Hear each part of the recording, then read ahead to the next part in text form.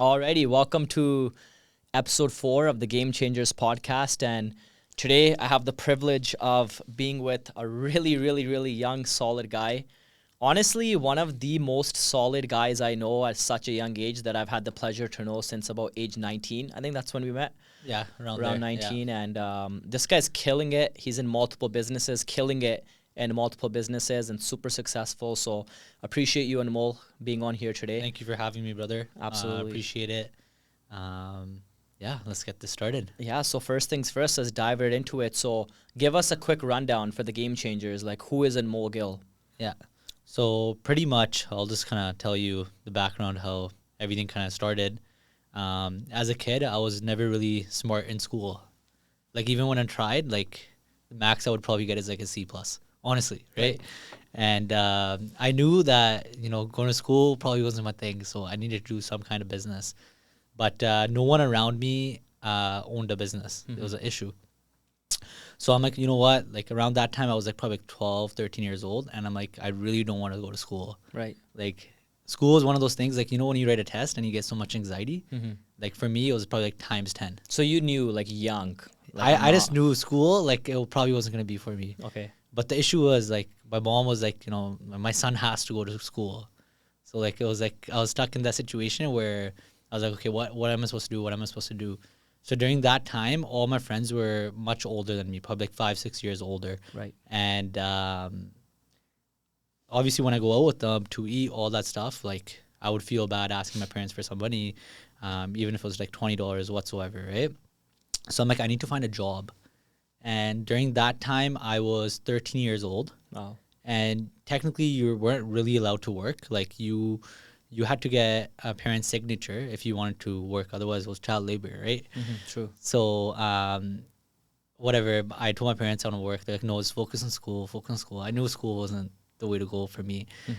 So somehow I convinced them to, sign Mar the Cookie. Right? Yeah. And my first job was at Tim Hortons. Okay. At age 13. At 13, yeah. Wow. That's And my mom also used to work there at one of the locations. cool. Okay.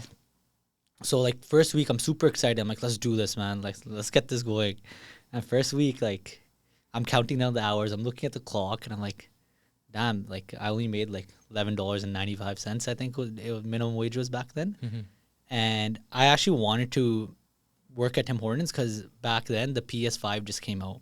Okay. And I was really, like... PS2 maybe, or PS3? It was, sorry, PS4. Okay, PS4, yeah. I honestly haven't played video games since, like, 13. Yeah. So I honestly have no idea. But yeah, so the PS4 came out then. And I'm not even that old, first of all. But Right. Yeah. but PS4 came out, and pretty much I'm like, I want to buy this. My first 2 paychecks came, and I finally had enough. And I just realized that I worked so hard for that. I literally traded my hours for that. And I don't want it anymore. Wow. Yeah. So back then I used to do Bhangra. I used to, dance. It was Indian dance where we used to rock it at.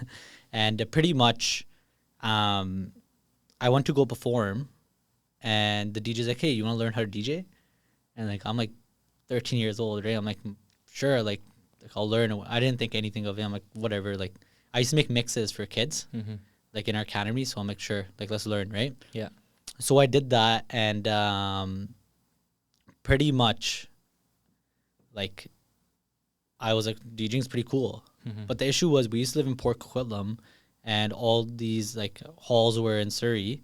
So after work, my mom would take me to Surrey, and pretty much I would be there like 6 p.m. whatsoever, and she'd go to my grandparents' house in Surrey, and then she would wait for me until like 2 in the morning. Wow.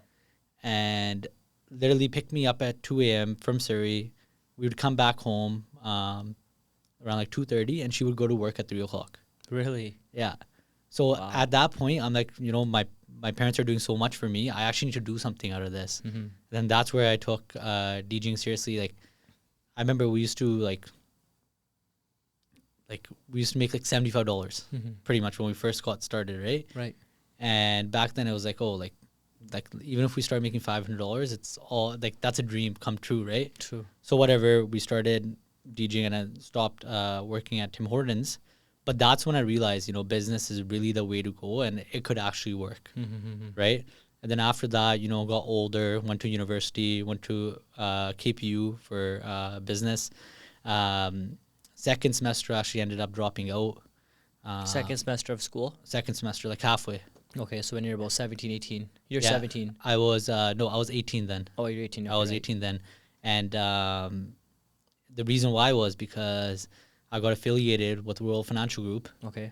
And like my first paycheck came in, it was like $6,600. I still remember. Right. And I'm just sitting in class, and like the statement just came out, and I looked at it, like $6,600. I looked down, looked at my professor, I looked back down, and during that like moment, I still remember that moment. It was literally the prof is like, "Who doesn't want to be here? You guys can leave." Yeah, yeah, yeah. Like he just said that, and I just needed someone to say something like that, right? Right. And I'm like, you know what? I'm walking out. Yeah. And I got up, and everyone looked at me. I left, and never went back to school. Really? Yeah, it's pretty crazy. But yeah, after that, I learned a lot about business, and pretty much, like people skills, sales skills, and now it's honestly about giving back to the community, helping people grow, creating jobs, all that type of stuff. Nice. So I'll go into two things. First is, this is a game changer mentality that you talked about that I have. A lot of people have this mentality. It's a very good mindset of, man, my parents did so much for me. I need to do something for them. Right. You want to talk about how like that can make you successful? If you wake up, people say, I'm not motivated, I'm not excited. They're constantly thinking about themselves. Yeah. But if they just, easiest person to think about is your mom and dad, I think. 100%. Then siblings, Yeah, right? yeah, Or yeah. your spouse, whatever. Just talk about that for a Yeah. second, like why that drove you and you feel like it doesn't drive other people enough as it should. I think our mind, it is whatever you feed it. And pretty much, if you think about it, like if you ever just think about yourself, one day you might be feeling good, one day you might not be feeling very good. Right. And if it's all about yourself, your emotions, all that stuff is going to be based on yourself. But when you put someone else in the picture, for example, your parents, maybe your spouse, maybe someone that's very dear to you, you start thinking about them and why you're doing something. So that's why people say you should always have a why, right? So that's when, like, especially entrepreneurs, people that have very strong mindsets, they all have whys. And when they feel like quitting or something bad happens in their life, they just think about why they started. Crazy mentality. That is, if you're listening to this, I highly recommend find a why other than yourself. 100%. Like people go for, I want to get this car, I want to get this. Yeah. Like, dude, retire your mom. Yeah, right? yeah. Like give your parents $100K cash. Yeah, That's what your first drive 100%. should be. Second thing that you talked about, which is so good as well, you made a big decision. Sitting in the classroom, the teacher said, hey, like if you don't want to be here, if I were to guess during that moment, you must have thought to yourself, there's no way I'm doing this. Like there's no way I'm going to do school long term. Yeah. So I'm guessing you thought this is just a complete waste of time at this point. But a lot of people, when it comes to relationships, businesses, a lot of different things, sports, they know that they're not going to do it for a long period of time. Well, better said, actually, they know it's not going to lead them to where they want to go. Right. But they stay in the same situation for like 6 months, 1 year, 5 years, 10 years, 20 years, doing something they don't like, usually because someone else wants them to do it. Like in this case, maybe your mom wanted you to go to school. Right. You want to talk about that? Like why to just let go, make the fast decision and never look back? Yeah. So I think two things happened there. The first thing is fear. Okay. People are scared what others might think of them. And with fear also, people are scared that, what if something goes wrong if they do that? And the second thing, simply just they're comfortable. Like they've been doing it for so long. They don't want to change their lifestyle. People hate change. Right. But the biggest thing is, if you, for example, I learned this from you actually as well. Like waking up in the morning is one of the hardest things. Yeah. For a lot of people, including myself. Even for me. Yeah. But one thing I've seen that you do, Yeah. when the alarm rings, I think you count to like 1, 2, 3 and you get up. Yeah. And you don't look back and you go to the gym. Yeah. So same thing, if you're going to do something, don't look back. Don't, be indecisive, because you're just holding yourself back and you're thinking and wasting a lot of time and energy, where if you just made that decision, even if you failed, it's all good because at least you gave it your full energy, and you know sooner that that thing might not work out. Right. So a lot of successful people, what they do is they just make decisions right away, and they don't care if it's the right decision or if it's the wrong decision, because they're like, let's just see, and we'll fail forward, right? And they're chasing experience. Yeah. You know, refining your intuition comes from making experience. Experience comes from bad decision making. Of course, bad decision making comes from action. Yeah, 100%. Right. So that's very good. So obviously, you have a really, really good entrepreneurial mindset. Like, what do you think sparked that mindset? Was it DJing in your early years and knowing that it's not always about making money right away for your effort, or like how did that mindset come to about? I know you told that in your story, but if you want to go into that a little bit. I think honestly, like when I first started DJing, I didn't even know what entrepreneurship was. Like it was just kind of like, I was like kind of going with the flow type of thing. Right. I think entrepreneurship really clicked into me probably like right when I got out of high school. Right. What it is, all that stuff. But pretty much like the spark that came to me was again because of that why. Because I always knew as a kid, I always wanted to be somebody. Right. Like just like everybody else. Most people want to be somebody, but people just don't take action. But I realized like whatever you do today, the results are going to come in 5 years. Right. Right? So you might not, as an entrepreneur, you might not see result right away. But I know if I just have a goal and I keep pushing and working towards it, in 5 years, it's eventually going to show up, or that goal is going to happen, right? And how do you feel like upbringing shaped that mentality of work ethic and drive and grind? Because obviously you have a really strong mindset. Like, do you feel like the way your parents raised you, you know, the lessons you learned early on really helped you have that mentality? I think so.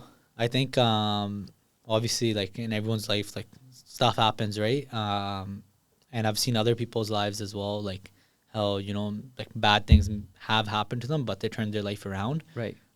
It's just one of those things where like I honestly think anything you want to do, like literally anything, like you can do it if you just put your mind to it. And obviously a lot of things are hard. There's gonna be hardships throughout the way, but if you just put your mind towards it, like anything is possible. Right. Yeah. And who were some key mentors and influences that guided you like earlier on in your career? Honestly, bro, it was you. Okay. Yeah. Besides me though. Honestly, I would say like the biggest mentor to me was actually you. Okay. Thank you. Appreciate that big time. One was one of my uncles. He's a realtor, and I would see him come to my house. You know, pretty much just do some real estate deals with my dad, and you know, like every time he would come in different cars and like. How important was that? I think as a kid, I was always a car guy. Like, were you like, oh, like, yeah, that's yeah, cool. yeah. Because out of all our relatives, Yeah. like he was the only guy that had the nicest cars. Okay. Came in suits, and like obviously I just knew he was making money, right? Right. So I'm like, whatever that guy's doing, I want to do that. So you just saw that like at a Yeah. young age, like, wow, that's cool. You didn't even know what he did or what it was all about, but you Yeah. knew like, I want to be like that guy. Yeah. And he was the only guy in our whole family that was doing business. Right. That makes sense. So let's talk about DJing. How did you break through in the industry? Because I've been to obviously your gigs. You kill it, like literally kill it every single time. Appreciate like, it. what do you think separates you from a lot of other DJs and a lot of what people are doing nowadays? Yeah. So I'll tell you a story. So when I first got into DJing, pretty much like it was in-house. So what in-house is, it's like every hall has their in-house DJ that controls the screens, the speakers, the lighting, the visuals, all that stuff, right? Make sure everything kind of goes smoothly, Yeah. right? And pretty much like that was the first kind of gig I got. And I remember because we used to live in Port Coquitlam, so when I started working in-house as a job, I used to carry my turntables in one hand and my toolbox filled with wires in one hand. And doesn't matter if it was snowy, sunny, raining, I would, from my house, walk to the bus stop, catch a bus, and then I would, from the bus stop, go on a SkyTrain, and from a SkyTrain, go onto another bus stop, and then I would walk to the hall.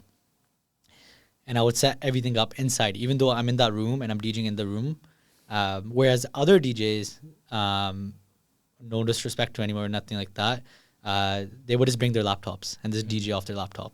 So you like brought in that love and the care and the like. Like You wanted to go the extra mile. Like I went the extra mile. I literally did everything what a live DJ would do, and people saw that. And then after that, even like at nighttime, obviously I can't bus home, right? Because keep in mind I was 13, 14 years old. Yeah. I would get a taxi. Yeah. And my taxi would be $50, so I would make like $25. Sorry, But- you know what I just remembered? Sorry to cut you off. Remember that one time you're in Okanagan and you need a ride back? Oh my god! That was so funny.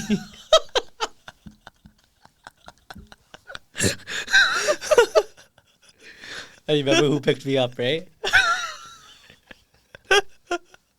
Oh my god, Oh, that was so funny.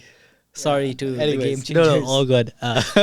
So if we go back into that, basically what you're saying is like you had a strategy. These guys were like hobbies. Yeah, They're just coming in for fun, like laptop out, you know, like boom boom. I just wanted to do the best that I could do. Okay. Honestly, that's just been my mentality since day one. Like Right. anything I put my mind to, I just want to be the best at it, and I just want to do literally the best, whatever it takes. Even if like I need to, you know, carry my toolbox and my rig. I've seen my you. backpack and I've just seen rock you it, like yeah. carrying like big speakers, and I was like, damn, this guy is, you know, Yeah. takes this stuff very, very seriously. Yeah, I remember the first time you DJ'd for us was at one of our team events. yeah, Remember you had like, yeah. and I was like, damn, this is like, you Yeah. know, it's like when you see somebody who puts in sincere effort, yeah. as somebody who puts in sincere effort, you respect them. Yeah, Because yeah, you know what it takes, right? So I feel like you didn't even really have a strategy initially. It I was just didn't. kind of like, I'm going to work harder. I'm going to do more. I'm going to put in more than everybody else. Right, right. But then what developed over time? Because now you have like multiple DJs working with you and working for you. So like, was that a strategy or how did that kind of happen? Honestly, it was not a strategy. Like, Okay. like nothing that even in our DJ career, what's going on, nothing was a strategy. I didn't even think any of the stuff was gonna like be going on. Like, it wasn't even in my head, honestly, at that point. But one thing I do remember when I started 13, 14, 15 years old, I was doing a lot of parties, like house parties, for example. Back then, I wasn't doing receptions. You got to Okay. be a reputable DJ to do receptions. And I remember, because I was so young then, like 13 years old, 14 years old, people kind of slowly started booking me for live events. But the person I was working with back then was like, Anmol, you're not allowed to DJ on the stage, like live, until you have a beard. Really? Yeah, Wow. until you have a beard, we can't put you on. Even though people obviously wanted to DJ, so then what happened was I was just doing a lot of house parties where I would work like 21, 22 days in a row. Like think about it this way, like 22 nights in a row. 22 nights in a row. Sorry, one question. Did that drive you when the guy said that to you? Oh, 100%. Like you're probably like, I'm gonna show 100%. this guy, like what's up? 100%. So like those 22 nights, we used to That's work. crazy. Like think about it this way. Think about it like 1 o'clock, you know, talk to the client, everything's good for today. 2 o'clock, you start arranging the equipment, all that stuff. By 4 o'clock, you're there. By like 5 o'clock, you're set up and the party starts. And then the party ends at 1 or 2 o'clock at nighttime. Crazy. You take down, and you get home around 3:30, 4 o'clock. So you sleep at like 5. Yeah, 4 or 5. 4:35. Yeah, and then you wake up at 1. And I did that 22 days in a row. At age 14. Like let's say I would do like 22 bookings. Yeah. And I would have 1 day off, Mhm. and do it for another like 15 days. 1 day off, another like 25 days, another like day off. Like it was like literally like that. That's And respect. we were literally getting paid pennies. Right. It was at that point. It wasn't even about the money or anything. I just liked doing it. Honestly, I liked doing it. I enjoyed it because I put my face in front of so many people at such a young age. People started noticing me, all that stuff. They just wanted to book me. Like we started getting referrals from like, you know, chachas, tayas, mundas, nephews, wedding. Like it was just crazy. Like the referral program you can have in like different businesses is crazy. Right. But yeah, the word kind of started getting out then. And then when I was like around 15, 16 years old, we started DJing receptions. You became pretty cool then. It was pretty fun. So would you say was one of your biggest obstacles or challenges, and like how did you overcome it? Yeah, the first thing was that people just thought I was a kid. Okay. Like even though my skill set was there, Right. everything was there, but people literally thought I was a kid because I'm like a skinny little kid back Yeah, then, like and 16, 17. yeah, I didn't have a beard or anything, Right. so people thought I was a kid. But more importantly, the people that I used to work with, they used to think I'm a kid, and because I don't have a beard, I can't DJ. Right. So that's why at that point, all those bookings that I started taking, they themselves wanted me for their receptions, for their engagements, for their bigger parties. Right. And then I just kind of started doing stuff on my own. Gotcha. So you just solution, keep working. Yeah. Just keep getting after it. Right. That's awesome. And how would you say, like, how important is personal branding in the entertainment and music space?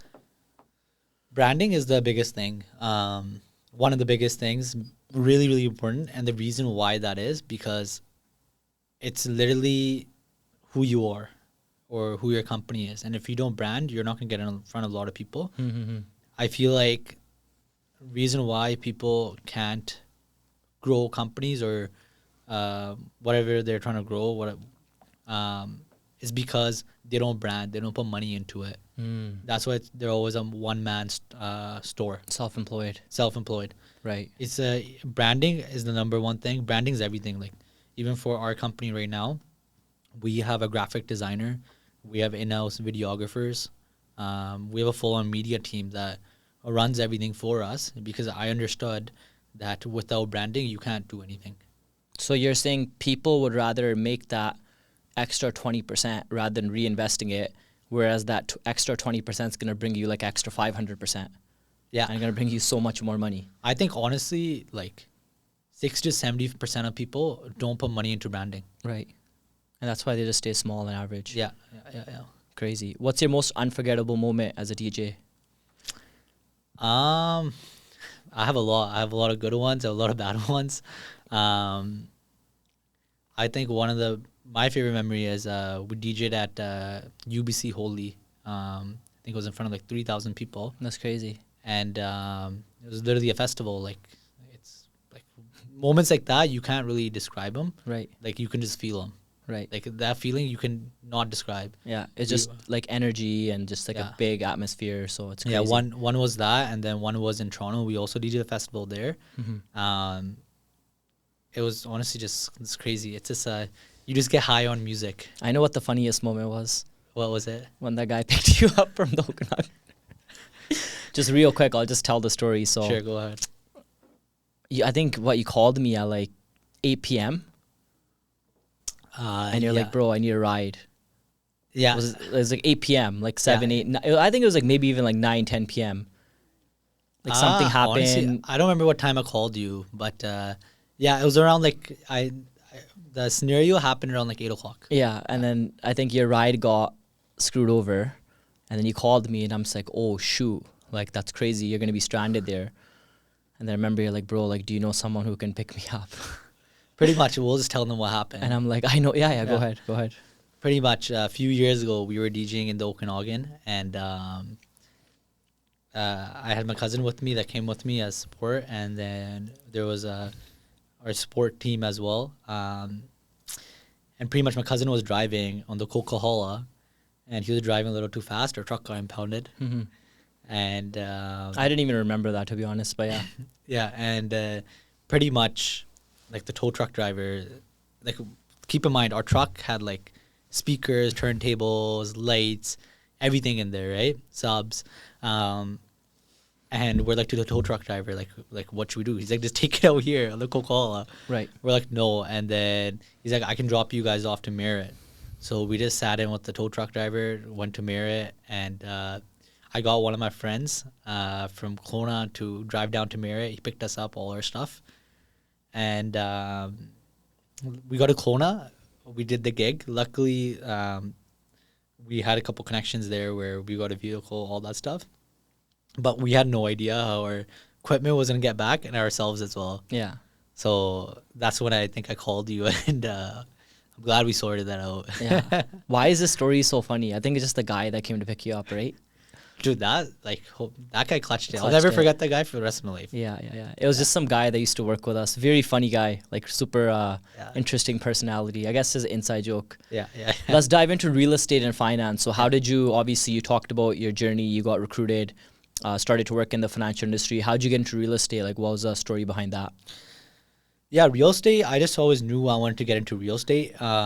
Reason why was because of my uncle. Obviously his lifestyle, growing up, all that type of stuff as well. But also, like, I think I just have a passion for like real estate, properties, all that type of stuff. Right. Back then, it was kind of just like doing residential stuff. Like imagine if you can help someone buy a house and they're gonna live in that for many years, right? Right. Like that's their home, Right. and you get to help them with one of their biggest purchases, in probably their entire life. So it was just like it felt special that and rewarding that you can do something like that. I got into real estate when I was about 20 years old. I got my license. Right. Super fortunate about for World Financial Group because it taught me a lot of people skills, sales skills, and pretty much like how to be professional, all that stuff. Right. So pretty much like I just implemented that into real estate, and yeah, it's going pretty well. And you were very young getting into both of these industries and Yeah. DJing as well. So obviously now, naturally, there's going to be people who are 35 years old and 42 years old and 29 years old that a consumer may portray as, or may see, as more advanced, more mature, And what I've seen, you can add on to this too, for younger people, is like they want to microwave success. So they'll be 18, they'll be 19, they'll be 20. And like they're like, man, it's been 2 years, it's been 3 years, I got nowhere. And they just give up.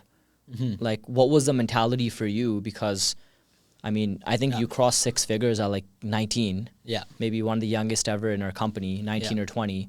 So what was your mentality? How did you become so good with mature people? And I know there's a lot of people listening to this who are younger and getting into finance and businesses. Yeah. Like, how did you become very, very good? Because I feel like that's one of your biggest traits, is you're very good with people older than us. Yeah. Like 40, 50-year-olds. Yeah. It's actually funner talking to those people than like...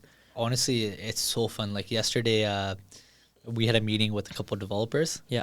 And we're honestly just like shooting the shit. Shooting. For like 3-4 hours, and the meeting was only supposed to be an hour. And honestly, we didn't even talk about any business. Right. We just like literally just talked about like life, right? Right. But going back to your question, I think like one thing that I used to think, and I still think, is if my dad was sitting here, or if my mom was sitting here, how would they reply to this, or what would they say? And pretty much like couple, like for example, like building rapport, or like whatsoever, building relationship, I'd be like, oh, what pind are you from? Meaning, what village are you from back home? Right. And with Punjabi people, it works really well because they're like, oh, like, he's family oriented, he's asking what's about his our culture. past. Yeah. And then they're like, oh, where are you from? Like that kind of builds a connection, especially if they're from your pind as well. The Shah we're from is Moga, so a lot of people are from Moga. And then I think you've done this a lot of times too, where like they'll be like, oh, we're from Moga too, and like boom, there you it's go. like instant like laughs and So pretty connection. much you just gotta understand what they think. Talk about news, talk about their kids, how important it is for their future, all that type of stuff. And honestly, this comes naturally. You just gotta be a people person. It doesn't come once. It takes a lot of time. Like I was an introvert, believe it or not. Same. Like I'm still an introvert. Same. And I just really got good at skills. Right. Yeah. So, advice for like a under 25-year-old: why should they not be like hanging out and meeting and presenting to under 25-year-olds, especially for real estate and financial services? The biggest thing is like real estate. What is real estate? Money. Yeah, it's money. Yeah. It's buying properties. Yeah. And what is finance? Also money. Sales. Buying pretty much like investments, life insurance, all that stuff, setting yourself up so you can retire early, all that type of stuff. Like majority of people in the teens and in 20s, early 20s, they don't have a lot of money. They're still trying to figure out what they want to do, go to school, all that type of stuff. It's not bad to deal with them, but if you want to have real success and grow at like lots big volumes, then you gotta deal with people that, have these problems with money, with real estate, with their finance, and you just come and solve them. For people that are under 25, they don't really have those problems yet. They have like where are we going on Friday problems. Yeah, pretty much. I guess like you're like a diamond in the rough at your age to get so serious at such a young age. But generally speaking, in the sales world, you want to be around mature people and let them know like, hey, I'm building my brand in this business, and like whether it's with the referrals or meetings, like I really want you to help me out. Yeah, I think like the biggest thing for someone that's even 25 years old under, what I did was I just hung out with people that were older than me, or like people that were good at the business. Right. For example, all fairness, like why did I get really good in World Financial Group was probably because I hung out with you. You were good. Yeah. We used to hang out with like a lot, like almost every single day. Right. But also there's probably people in the business that will just hang out with people that don't do the business but don't do it. You know what I mean? Yeah. And like obviously if you hang out with those type of people, you're gonna become the average 5 people you surround yourself with, right? 100%. So I just always knew that my associations were everything, and that's what I needed to focus on if I wanted to have a positive mindset. And I feel like associations relate to expectations. Yes. If you have low expectations, you don't even care about your associations. Yeah. But if you expect a lot from yourself, you also start to expect a lot from the people around you. 100%. So how has financial knowledge and just your overlook of the industry and real estate help you make better decisions in life? In life, personally, I've seen a lot of stuff happen. Like with people, especially when you're in a people business, people do people things, right? And even with the DJing, honestly, like I've seen a lot of stuff there as well. So it's just all experience that comes together where okay, this is right, this is wrong. But also at the same time, it really comes down to how much you're involved in those businesses as well to kind of get that knowledge as well. And what's one final piece of advice you would give to someone who's just starting off in the business world? Never quit. That's one thing I would say. Are you going to have thoughts of quitting? Yes. You're going to have probably hundreds and hundreds of thoughts of quitting, but just never quit, because eventually you'll figure it out. And like at the end of the day, I strongly believe that God is watching and testing you, whether if you deserve the life you claim. Right. You do. And if you pass that test, then God will actually give it. I'm a big believer in God. Right. But just keep doing the thing, honestly. It's very good advice. Yeah. So diving into like your entrepreneurial mindset, Yeah. how do you manage like your multiple businesses? Do you have systems in place? Like what, if you want to talk a little bit about that? Biggest thing is systems. System is the biggest thing. Delegation is the biggest thing. Okay. I knew nothing about this probably ever since I got into World Financial Group. Yeah. World Financial Group was very strong on a system. They have a very good system. And I realized, even in our other businesses that we have, is that if you don't have a system, you're not going to be good at anything. Like, you can't do everything. Like, you can't run 4 businesses, even 2 businesses. Right? You got to have staff in place. Elon Musk, if you look at him, he has such a big operation going, but does he have to do everything himself? No, he has employees that do things for him, and literally pretty much run the company. He's just the mastermind that thinks of things and delegates it. Right. So that's one. And the proven business that I saw this in was World Financial Group, and then it got into real estate, got into DJing, now got into our limo company as well, because I just realized you can do anything you want, but you just have to have the right support system. So your mentality is you would rather make less money but have more volume than make more money and have less volume. 100%. And I feel like that's what people are chasing nowadays, aren't they? They're chasing way more volume, but they're doing it all by themselves, rather than, hey, why don't you delegate and get more volume from 5, 6, 7 people? And now as a result, you might keep less of the profit, but now it's way easier to make the profit. It's way easier. You're way happier. More energy, more time. You have way more peace of mind. Right. And at the end of the day, like, if comes back to your why. Like, why are you really doing it? For example, I'm doing it from parents. I'm doing it from a family. Yeah. And if I'm working so hard, I don't have time for my family. Yeah. Is that really worth it? No, it's not, right? So I'd rather make a little bit less, But that way the company also grows more because now you 100%. have a full team, you have an empire Yeah. that also supports your vision, and everyone's pretty much growing together. 100%. And in that building of that team and that success, what are some habits and daily routines that you have that keep you sharp, energetic, focused? Yeah. So one thing I like this is like a like non-negotiable is I have to wake up in the morning and Okay. first thing I have to go to the gym. Okay. And if I don't do that, like it's not even to like, be jacked or anything. It's just a mindset thing. Like, Right. right? Like you go there. It's one of the hardest things to do in the morning to wake up and put yourself there.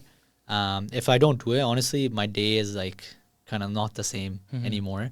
But that's one thing I have to do. And I learned it from you Right. doing that. And really, it's really helpful. Second thing is because there's so many things to do throughout the day. If you do one thing, you might get a phone call to do one thing. Or if you do one thing, you might forget because now you start doing another thing. You need to do a to-do list the night before. Right. And usually I just do it in my reminders in my phone. And I just check everything off. And it feels good when you check everything off as well. It feels like you're productive. And in my mind thinks, you're active, you're doing something good. So those are honestly only two things. But at nighttime, you also got to plan properly as well. It's very good advice. Yeah. The to-do list is very, very good advice. Even myself, when I don't go to the gym, I like get depressed. Yeah. Like I start thinking, and lack of discipline leads to more lack of discipline. It just goes on and on and on. Yeah. So how do you handle setbacks and failures, like things not going your way? Like you thought this was gonna happen, but it didn't. How do you handle that in your business? Honestly, it's gonna happen. Like my mind already knows if something happens, I'm already prepared for it. Because every single business, there's bad things that are gonna happen. Right. It's not just your business. Whoever's listening to this, it's literally every single business. But honestly, you just have to have a high stress tolerance. If you want to grow a big organization, you have to be able to stress. You have to be able to operate even under stress. Because otherwise you will like literally just be like, business isn't for me, to be honest. A wise man, a really wealthy guy said this like probably 6 years back. He's like, listen, I'm going to tell you the secret of business. Business is bullshit. You just deal with it. Yeah. And at that time, I was like, I have no idea what this guy's talking about. But then as you advance and you grow, you start to, realize that that's literally what it is. But you just look at it in a way where it's actually more of a blessing than something you don't want. Problems are a good thing. Problems are a good thing. That means you're growing. Yeah. That means there's solutions and you get paid for the solutions. And so what's a big misconception people have about being young and successful? I think people just think you're not mature enough. People might think that you don't have experience. But honestly, like, it's really on you to prove them wrong. Yeah. Those are honestly the only like two things that really also, I would say maybe it's that people think, like for example, you might not have a house. You might be in real estate. Right. Why would a person that, has all this money, might have a couple houses, want to buy a house from you when you don't have real estate yourself? So stuff like that. But honestly, I think that's young people getting into their own heads though. True. Yeah. So I feel like work and associations is what keeps your mind clear. Yes. Towards a vision. Yes. Right. Definitely. Yeah. So what drives you to just keep going? Like obviously you're a young multimillionaire and you've already been now for years. Like what still drives you to just keep going and becoming more and attracting more and achieving more? I think eventually it is your vision for sure. You have to have a strong vision. You have to sell a vision, like even to your organization, because they need to know what the bigger picture is and they need to know how much room they have in your vision as well. But the biggest thing is it's just like, honestly, it's about helping people. It's about growing. It's about giving back to the community. It's about all those things now where obviously money at one point it was, let's make money. We got to make a lot of money. Right. But eventually it just comes down to like, if you don't do this, what else are you going to do? Right. And don't you want to create an impact in the community? 100%. Yeah. So any future plans? Like you got any big projects in the work right now?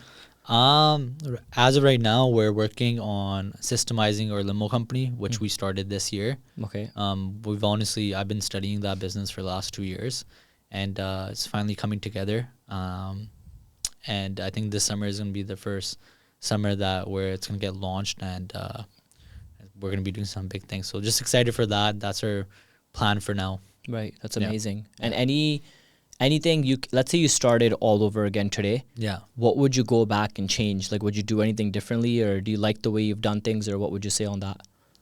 I honestly, I live life with no regrets. Right. This is one thing. But if I were to do something differently, that would be more strategic and like honestly, just work more on your mindset. Because I feel like when I was younger, I didn't really have a mindset. I didn't really know what self-development was, any of that stuff. So if you, even before starting a business, maybe you're listening to this and you don't know what type of business you want to get into or what you want to do, just focus on self-development. Because if you focus on your self-development, boom, you already have that good to go. Now when you come into a business, you're already strong, you already know how to systemize, you already know how to handle things, then it's simple for you. Yeah. What are some ways you think someone newer in the business can have a breakthrough? Associations. Associations? Yeah, associations. They play a very big part. Right. It's all about who you know. It's all about the hands you shake, the more money you make. Right. And like if at the end of the day you don't know a lot of people, you don't go out and network, chances are you're not going to make a lot of money. Very true. Yeah. 100%. So you think they can learn the skills, they can get good at whatever they want to get good at, but if they're not with the right people, nothing's going to happen? Yeah. I 100% agree with you. Yeah. Once again, it goes back down to expectations. If you like, if most people just like mamby-pamby along, you know, they plan out their vacations more than they do, than they plan out their businesses, right? You know, it's crazy. Like people huddle around a table and talk for hours and hours on what we're going to do for this person's, you know, like Saturday night special or like. It's crazy. Right? But if you ask them about their business, they got no plan at all. People can make group chats. So many group chats. It doesn't matter about what's going to happen on Friday night. But never to, let's start this business. Yeah, let's hang out. Hey, why don't we talk about growth? Yeah. So it's just expectations. Like, I mean, if you truly listening to this podcast want to badly internally be wealthy, you know, like have, I think the first step of wealth is a cash millionaire. That's one of my mentors told me, right? Have $1 million cash. If you want to have $1 million cash, how could you hang out with people that party every Friday and Saturday? Yeah. You know, like there's so much incongruency in that. Like it makes no sense whatsoever. Yeah, even if you have that $1 million cash, you hang out with the wrong people, you're gonna spend lose it all. That's why people that win lotteries, within literally 2 years, they lose almost everything. 100%, absolutely. Yeah, that's awesome. Where can we follow you? Where can we connect with you on your journey? See what you're up to these days, and just become part of your vision and growth. Yeah, on our Instagram pages. So my Instagram page is Life with Anmol.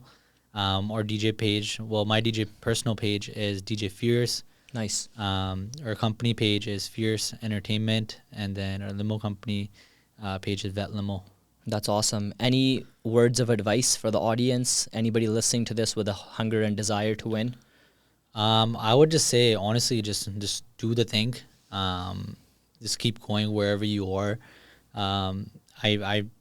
I remember there were a lot of downfalls in our business as well, in my career, where I felt like quitting. And if you're in that position, just know times do get better, and it's just a matter of time. And don't be scared of change. People fear change, but if you want to grow, you have to go through changes for sure. Right. Yeah, for sure. That's very, very good advice. Well, awesome, Anmol. Thank you for this absolute masterclass. And that concludes episode 4 of the Game Changers. Be sure to, like, follow, subscribe, comment, share this with someone who you feel like can have very, very good insight, because a lot of bombs dropped on this podcast. So appreciate all you. Thank you for tuning in, and be sure to catch the next episode of the Game Changers.